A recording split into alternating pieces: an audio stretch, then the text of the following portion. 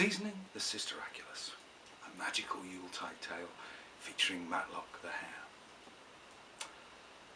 'Twas the night before Borascus, and across Winchett Dale the creatures were dreaming of presents and ale, of toys and games, Saztaculous feasts to prepare, all except for one, a lone magical hare. For on Borascus Eve he had a most important task to do, one that probably wouldn't occur to the likes of me and you.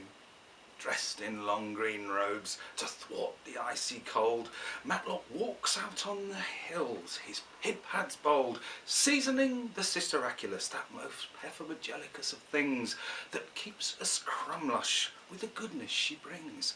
Goodness to the land, the plants and the trees, goodness to ploffshrooms, nymphs and wuzzler bees, goodness to dripples, foffles, decidulas and crates, goodness to everything Aramus creates, goodness to all beings and all beasts at this special time of fun and feasts.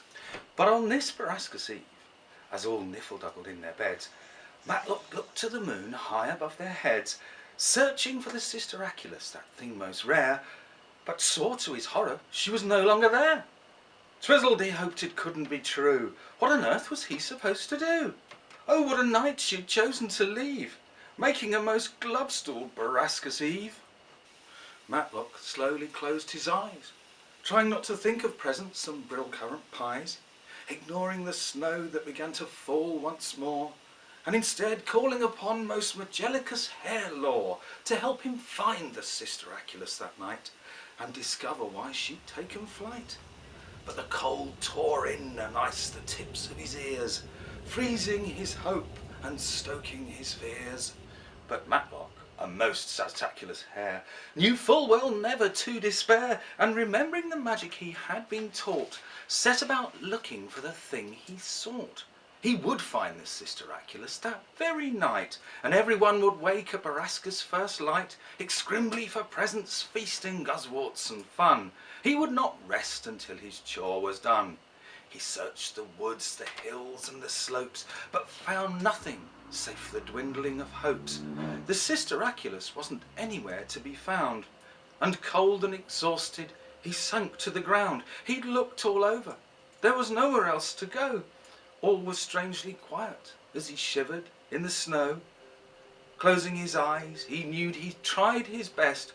All he could think of was getting some rest. So he lay quite down, felt snow crisp on his face, wondering if this was to be his final resting place. But fate had other plans that cold, snowy night, and in a snatch of blink snaps he was awoken by the sight of a crumlush creature with silver moonbeams for a gown, who regarded him with a most curious frown. "Get up," she commanded, "and come with me. There are many Saztaculous things you need to see. I am the thing you set out to find. I have always been here, but you have been blind. You thought perhaps I had gone to hide, but I always pit-padded right by your side."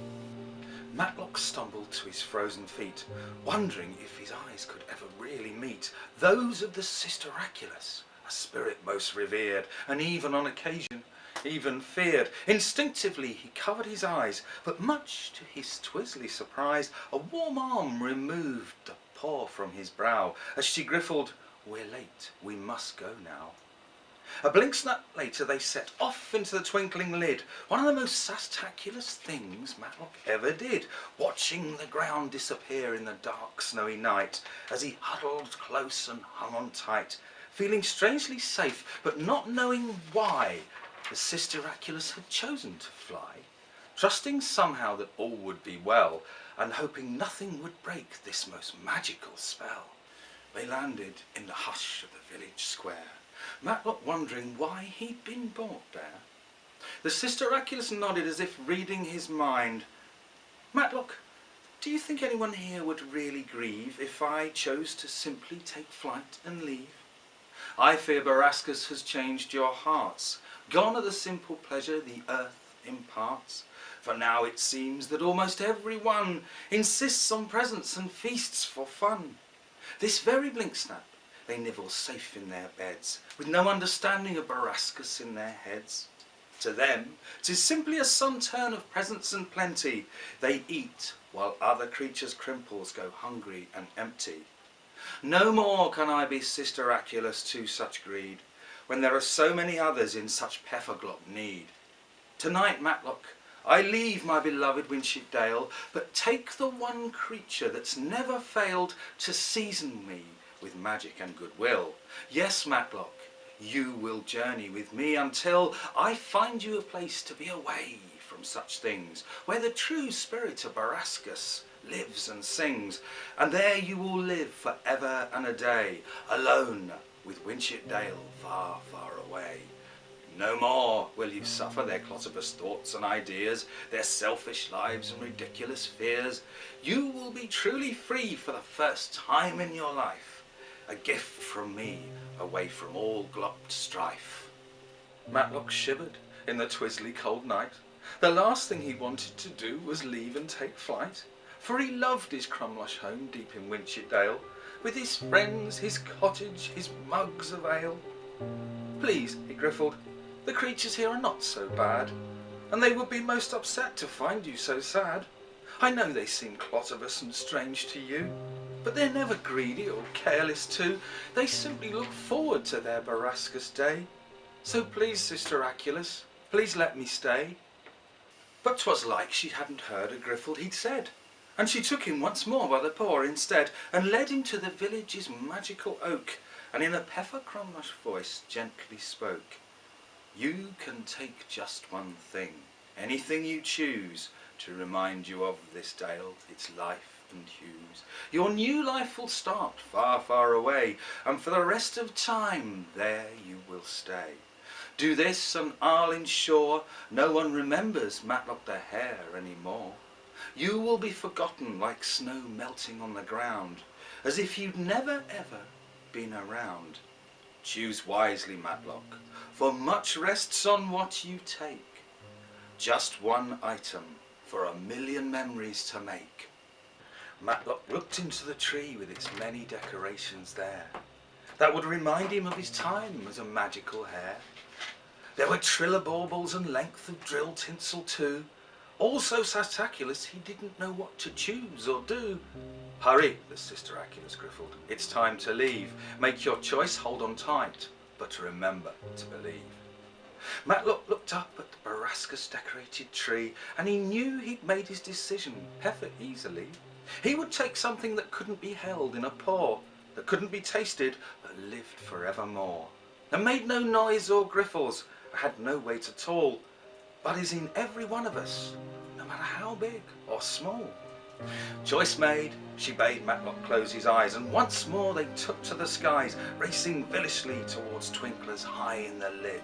Matlock wondering why, with all the good that he did, he'd never be able to call Winship Dale his home, and how it would feel to be quite alone. All seemed most glub-stalled, peffa-glopped and unfair for this cold, eye-splashy, magical hare. At length they came to rest on a mountain so fearful high, its tip seemed to rest upon the lid of the sky. So pointed there was barely room to stand. This certainly wasn't the Borascus Matlock had planned.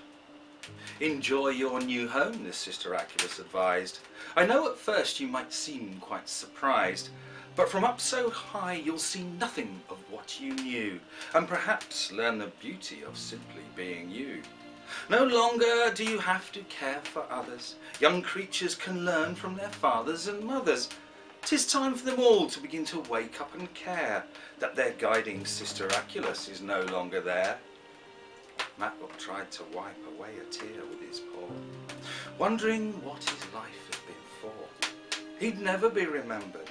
All seemed lost, and the price of Borascus was part of the cost.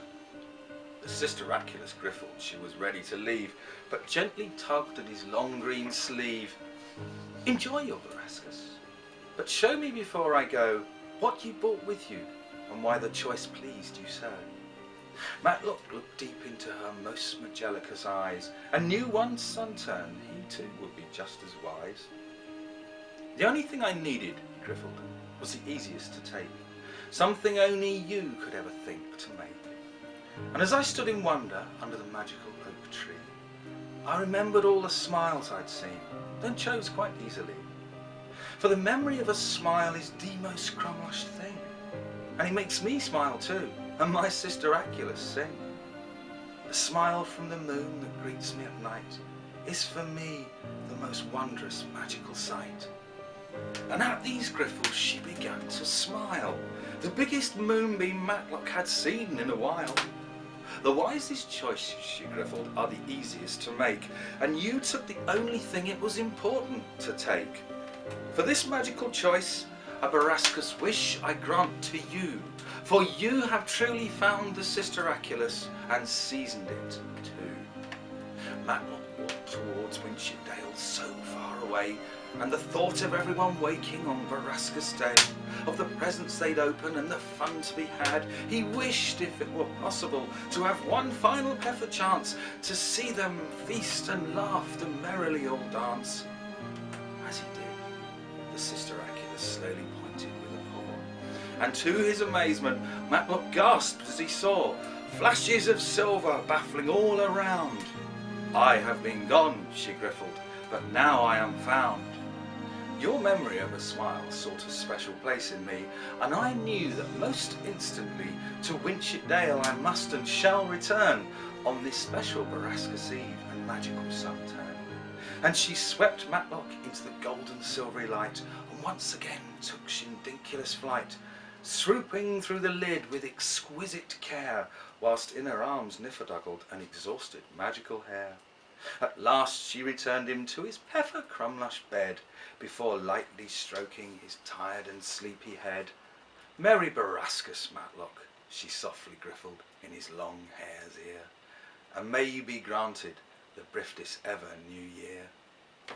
Well, that Borascus Day was the most peffer crumlushed ever, as everyone celebrated how Matlock had been so clever, that he alone had found the Sisteraculous with a memory of a smile, the simplest of things, and yet all the while the only thing that matters is this Sisteraculous we all share.